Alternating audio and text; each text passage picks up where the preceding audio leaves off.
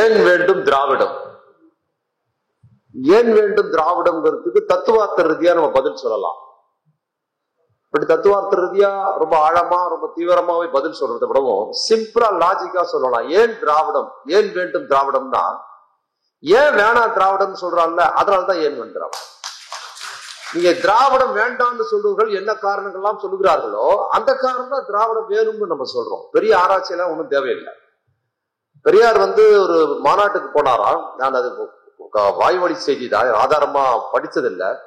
பச்சைப்பன் கல்லூரியில யார் ஆரியர் அப்படின்னு ஒரு பெரிய ஆய்வு நடந்தது. காலையில இருந்து சாயந்தரம் வரைக்கும் ஆரியர்கள் யார், அவங்க எங்க இருந்து வந்தாங்க அப்படின்னு பெரிய ஆய்வரங்கம் நடந்திருக்கு. மிகப்பெரிய தமிழறிஞர்கள், வரலாற்று ஆய்வாளர்கள் இவங்க எல்லாம் பேசியிருக்கிறாங்க. காலையில இருந்து ஆரியர்கள் என்றால் யார், அவங்க எப்படி இருப்பாங்க, எங்க இருந்து வந்தாங்க, இதெல்லாம் பேசியிருக்கிறாங்க பெரிய பெரிய புலவர்கள் எல்லாரும். அப்புறம் ஐயா கடைசியா உரை நிகழ்த்தும் போது, தலைமை உரை ஐயா பேசும்போது சொன்னாரா, காலையில இருந்து நான் கேட்டுக்கிட்டு இருந்தேன் ஆரியர் யார் யாருன்னு நிறைய விஷயங்களை பேசிக்கிட்டு இருந்தாங்க. இதுக்கு எதுக்கு ஆரியர் யாருன்னு பாக்குறீங்க, நான் தான் ஆரியர்னு பூணூல் வச்சுக்கிட்டு குடுமி வச்சுக்கிட்டு அவங்களே காமிச்சுக்கிட்டு போறாங்களே, கண்ணை திறந்து பார்த்தாலே தெரியுமே ஆரியர் யாரு அப்படின்னு ஐயா சொன்னதா ஒரு செய்தியை நான் கேள்விப்பட்டிருக்கிறேன். அது மாதிரி ஏன் திராவிடம் வேண்டும் அப்படிங்கிறதுனா, ஏன் திராவிடம் வேண்டாம் அப்படிங்கிறதுக்கு என்ன காரணம் சொல்றாங்களோ அதை தான் நம்ம சொல்றோம். இங்க பல விஷயங்கள் திராவிடம் குறித்து கால்டுவெல் வரைக்கும் பேசினாங்க. திராவிடம்ங்கிற கான்செப்ட் இருக்குல்ல, திராவிடம்னா என்னன்னு நம்ம தெரிஞ்சுக்கணும்னா, நீங்க திராவிடம்னு தெரிஞ்சுக்கணும்னா ஆரியம்னா என்னன்னு தெரிஞ்சுக்கிட்டாதான் நீங்க திராவிடம் என்னன்னு தெரிஞ்சுக்க முடியும். ஆரியம் என்ன சொல்லுச்சோ அதுக்கு எதிராக அதை ப்ராட்டஸ்ட் பண்ணதுதான் திராவிடம்.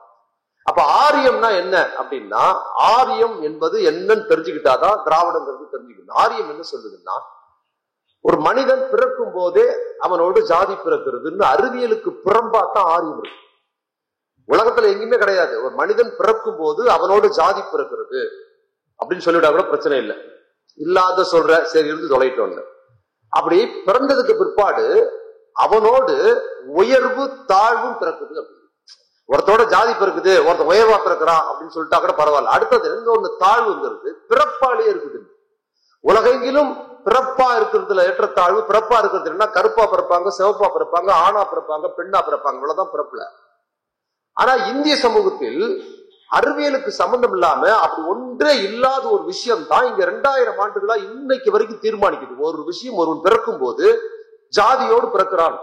எந்த ஜாதியில பிறக்கிறானோ அவன் ஜாதியோட, ஆணோ பெண்ணோ பிறக்கும் போது ஆணாக பிறந்தாலும் பெண்ணாக பிறந்தாலும் ஜாதியா பிறகுறாங்க. அப்புறம் பிறந்ததுக்கு பிற்பாடு அந்த ஜாதியை மாற்றிக்கொள்ள முடியாததுங்கிற, அதுதான் ரொம்ப ஆபத்தான ஒண்ணு. அப்படி இல்லவே இல்லை. இல்லாத ஒண்ணு என்ன பண்ணுது, இங்க தீர்மானிக்குது. சரி, அப்படிதுக்கு அப்புறம் உயர்வு தாழ்வு இருக்குது. சரி, ஒருத்த உயர்வா பிறக்கிறான், அவனுக்கு பெருமை. நீ ஜாதியில பிறக்கும் போதே பிறந்துட்ட, நான் தான் எல்லாத்துக்கும் மேல, நீ தான் கீழேன்னா உனக்கு பெருமை, நீ இருந்துக்கலாம். என்ன நீ எல்லாத்துக்கும் கீழானவன், நீ தான் தாழ்ந்தவன் சொல்லும் போது எனக்கு அது பிடிக்கல, அதனால எனக்கு இது வேண்டாம், நான் உயர்ந்தவனா மாறிக்கலாம்னு மாற முடியும். இது மாறவே முடியாதுங்க. இது அறிவியலே கிடையாது. முதல்ல பிறப்புலே அறிவியல் கிடையாது. அறிவியல் இல்லாத ஒரு பொய். அதை மாத்திக்கலாம்னா மாத்தவும் முடியாது. எவ்வளவு மோசடி பாருங்க. இது 2000 வருஷமா இருக்குதுங்க. ஒருத்த பிறக்கும் போது அவனோட ஜாதி பிறக்குதுங்கிறதும் அவன் மாற்றிக்கொள்ள முடியாதுங்கிறது ஒரு மோசடி இருக்கு பாருங்க. இந்த மோசடி சொன்னதுதான் ஆரியம். அப்ப திராவிடம்னா என்னன்னா, திராவிடம் என்பது கான்செப்ட், ஐடியாலஜி.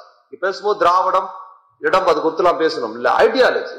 அப்ப ஆரியம் சொன்ன பிறக்கும் போது அவனோட ஜாதி பிறக்கிறது அவனால் மாற்றிக்கொள்ள முடியாததுன்னு ஆரியம் சொல்ல போது, ஏய் பைத்தியக்காரங்க பேசாதடா, பிறக்கும் போது எப்படா ஜாதி பிறப்போம், பிறக்கும் போது ஆண் பெண் தான் பிறப்பாங்க, கருப்பு வெள்ளதான் பிறப்பாங்க, பிறக்கும் போது ஜாதி வேறுபாடு கிடையாதுன்னு சொல்லி கலக குரல் பேசுறதுக்கு பாத்தீங்களா, அதுதான் திராவிடத்தின் முதல் கலக குரல். அதை பேசியவர் புத்தர். புத்தர் ப்ராட்டஸ்ட் இன்டு ரிலிஜன். பௌத்தம் அப்படின்னா என்னன்னா, அம்பேத்கர் ஆய்வு நிறுவனம். பௌத்தம் என்னன்னா ஆரியம் என்னன்னா சொல்லுச்சு, வேதம் என்ன சொல்லுச்சோ அதற்கு எதிராக சொன்னதுதான் புத்தம். அப்ப அந்த குரலாக தமிழ்நாட்டில் 2000 ஆண்டுகளுக்கு முன்னால ஆரிய எதிர்ப்பு குரலில் திராவிட குரலாக ஒலித்த குரல் எதுன்னா, பிறப்புக்கும் எல்லா உயிர்க்கும் பேச திருவள்ளுவரின் குரலே என்னது, ஆரியம். ஆரியத்துக்கு எதிரான திராவிட குரல். அப்ப ஆரியத்தை மறுத்து பேசுற யாரும் திராவிட ஐடியாலஜியில் இருக்கிறாங்க, திராவிட அரசியல் இருக்கிறாங்கிற அந்த ஆரம்பம் ஆரம்பிக்குது. இப்ப நம்ம அந்த மாதிரி வள்ளுவரை ஒரு திராவிட ஐடியாலஜி, அவர் பார்ப்பனர் கிடையாது, பார்ப்பனியத்துக்கு எதிராக பேசினார்னு சொன்னா, அப்ப எங்க அவர் சைவ சாப்பிட சொன்னார். பார்ப்பனரோட மூர்க்கமா சைவ சாப்பிடறவங்கள இழிவா, அசைவ சாப்பிடறவங்கள, மாமிசம் சாப்பிடறவங்கள இழிவா எழுதுறாரு அப்படின்னு ஒரு கேள்வி இருக்கு. உடனே இந்த கேள்வியில் என்ன பண்ணுவாங்கன்னா, திருவள்ளுவர் ஒரு ஆரியர் தான், அவர் என்ன பண்ணாரு, சைவம் சாப்பிடுவது உயர்வா, ஆரியத்தின் பழக்கமா இருக்கிற சைவம் சாப்பிடுறத உயர்வாகவும் மாமிசம் சாப்பிடுவதை மனிதனை தின்பதற்கு சமம்னு பேசி இவ்வளவு மோசமா பேசினா வள்ளுவர் எப்படிங்க உங்க ஆளா இருக்க முடியும்னு ஒரு கேள்வி கேட்ட உடனே அப்படியே பிளாக், நம்ம வண்டி என்ன ஆயிடும், ஓடுற வண்டி நின்றுடும். உண்மைதானே? நம்ம எல்லாரும் நான் எல்லாருமே பார்ப்பனர் எல்லாருமே இந்த மாமிசம் சாப்பிட்ற பழக்கம் உள்ளவங்க. அப்ப வள்ளுவர் ஏன் அவ்வளவு கடுமையா பேசணும்னு ஒரு கேள்வி இருக்கு.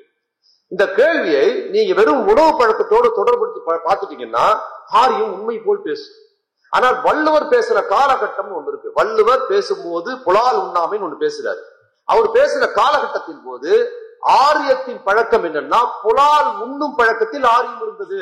வேதம் அதுக்கு காரணம். ரிக்வேதம் எடுத்து படிச்சீங்கன்னா ரிக்வேதத்துல எல்லாமே ஸ்லோகம். என்ன ஸ்லோகம் தெரியும்னா, அதுல மாட்டுக்கரியை எப்படி யாகத்துல கொடுப்பது, அஸ்வமேத யாகம் குதிரையில எப்படி குதிரையை வெட்டி யாகத்துல பலியிடுவது, அதுல தொடைக்கறி யாருக்கு, அதோட ஈரல் யாருக்கு, அந்த ஈரலுக்கு என்ன ஸ்லோகம் ரிக்வேதம். இது இல்லைன்னு சொல்லுங்க.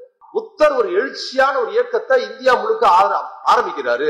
விவசாயிகள் அவர் கொடையின் கீழ் வரும்போது தான் புலால் மறுப்பு என்பதை பார்ப்பவர்கள் மாட்டுக்கறி சாப்பிடுவதற்கான புலால் மறுப்பு தான் கொண்டு வர்றாரு. மாட்டுக்கறி விடக்கூடாது, அசைவம் கிடையாது. அதோட நீட்சியாத்தான் வள்ளுவர் எப்படி நீங்க புரிஞ்சுக்கணும்னா, வள்ளுவர் புலால் மறுப்பு பேசும்போது பார்ப்பனர்கள் மாட்டுக்கறி சாப்பிட்டு கொண்டிருந்தார்கள் வரலாற்று ஆதாரத்தோடு தான் பேசணும். அதனால்தான் நல்லா தெரிஞ்சீங்க. அதுல இன்னொன்னு சொல்றாரு, கல்லுண்ணாமை சொல்றாரு வள்ளுவர். அதுக்கப்புறம் சூதாடக்கூடாதுன்னு சொல்றாரு. அப்ப சூதாட்டம் பொது பண்பாடு. கல்லுண்மை, குடிப்பர், சோமபான, சுராபானம் வேத காலத்துல பொது பழக்கம். சூதாட்டம் பொது பண்பாடு. எப்படி? மகாபாரதத்தின் கதையே சூதாட்டம் தான். சூதாடக்கூடாதுன்னு மகாபாரதம் சொல்லல. ஏன் மகாபாரதம் சூதாட்டம் தப்புன்னு சொல்லல. மகாபாரதம் ரொம்ப நல்லவர், ரொம்ப நேர்மையானவர் தர்மர். அவர் என்ன கொண்டாட்டி வச்சு சூதாடி இருக்கு. நீங்க துரியோதனங்கிற வில்லன் தான் சூதாடினான்னு இல்ல, ரொம்ப நல்லவர்.